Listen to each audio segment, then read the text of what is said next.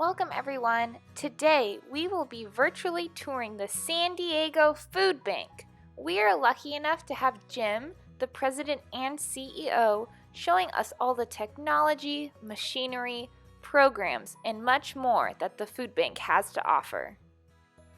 So we're here in our 90,000 square foot warehouse. This part of the warehouse, everything from this wall back this way is either food that we purchased for distribution, food from a food drive, or food from a grocery store partner. So kids, this is something that you can go home and talk to your parents about.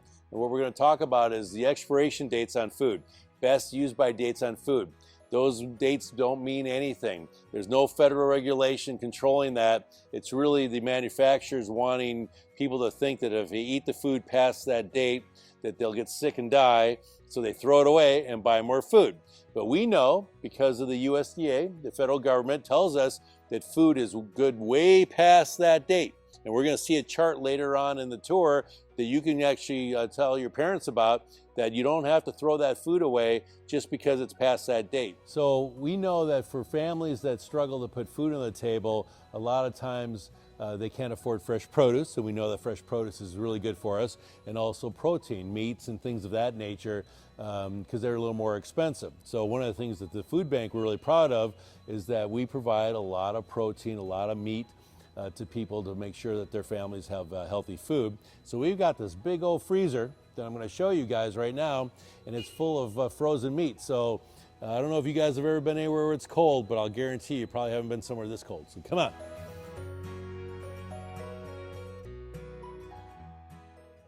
So this is 10 below, or a spring day in Wisconsin, which is where I'm from.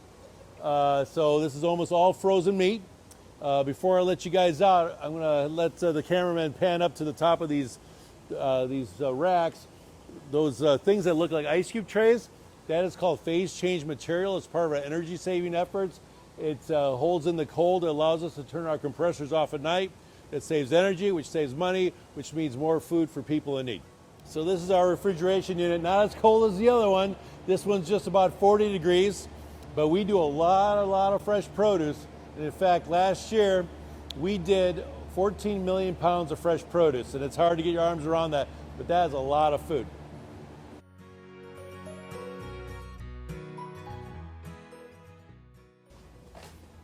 So one of the first things they taught me when I came to the food bank is that hunger has nothing to do with there not being enough food. There's enough food in our world. When we talked about those best used by date food and people that are throwing away perfectly good food, the value of that's destroyed every year is like $300 billion. Same thing with fresh produce. Only about 30 or 40% of fresh produce that's grown actually makes it in the grocery store. If you, next time you go to the store with your parents, look at every piece of fruit is perfect and it's all the same shape. Well, they don't grow that way. So, you see, look at the cabbages. You have cabbages, they all look identical. Dink, dink, dink, every cabbage looks alike. Well, they don't grow that way. Sometimes they're like this, or like this, or like that. They got a funny bump, they got a little bit of a brown spot or a scratch or what have you. But a lot of people won't buy that produce, so the grocery stores don't put it in the store. It's produce, vegetables and fruit and what have you. If you grew it in your backyard, you'd eat it. You wouldn't care that it was funny.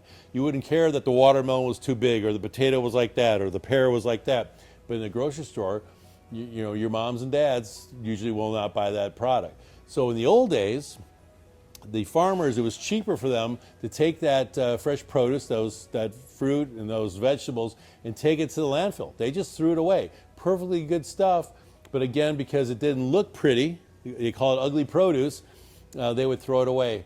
But luckily in California, we've got a program. It's called Farm to Family. And all the 43 food banks in California, we all come together and we buy that less than perfect, that ugly produce. We buy it for about 13 cents a pound.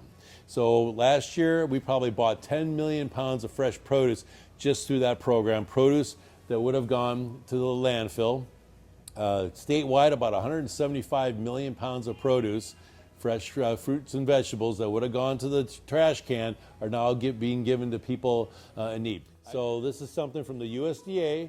This is official, and these are all the items that and how long they're good for. So this is something that you can go and talk to your parents about and tell them that know they do not need to throw everything away if it's past that date. So the food bank gives away a lot of food every year, but one of the things that we do, about 25% of the food that we distribute, we actually purchase. And a great example of that is our repack program, where we buy 2,000-pound totes of rice, beans, and oatmeal, just big, huge bags of rice, beans, and oatmeal, and then we repack it into 1-pound bags. Our nonprofits love it. They buy it from us, but because we're paying so little for it, because we're buying it in such large quantities, they're paying pennies on the dollar. So there are other food banks that we know of that does repack. They call it repack, but we're the only one that we know that actually has a repack machine. So come on this way. This is pretty cool.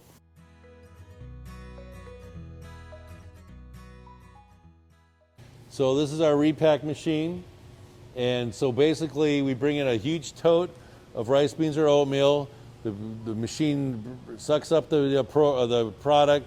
It comes down, and then